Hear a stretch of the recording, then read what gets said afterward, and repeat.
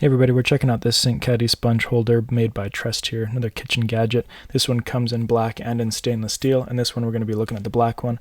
I'll unbox it, assemble it, show you how to use it in the kitchen, and give you my review of it. Alright, so it comes with a few pieces. It's pretty much installed already. This is the dish, or the sponge rack, as you can see. Here's a little spacer. You can insert those on the little wires there, and that will kind of hold them in place, so you can do different spots depending on what size of things you want on each side. Your little tray is already underneath of it there, but if yours isn't, it just slides right underneath. It's got a little stopper in there for the little drain, and then you can see underneath it has a drainage spout or a little swivel that you can turn whichever direction you like, and that again just slides underneath, and then yeah, you can swivel that out whichever way you want. Maybe I want it this way, and you are good to go. So let's go take a look at this here in the kitchen.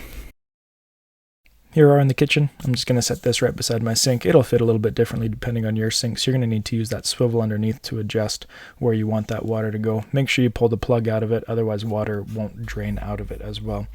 I found this one to be pretty spacious. You can see it's fitting this nice round soap bottle in there. It fits a thing of Dawn dish soap as well. You can adjust that spacer as you need. So let's pour some water in this one, see how that drainage function works. There you go, you can see it's draining out pretty nicely. That's a good feature, so you're not having sitting water around your sink or where your sponge or your soap is. I really like that feature. So if you're looking for a sponge soap caddy, this is a great one. I like the drainage feature, no sitting water there. I like the little spacer so you can adjust things, and it fits things that are actually quite large as well. So thank you for joining me here today. We'll see you next time on Brian Sloan Artist.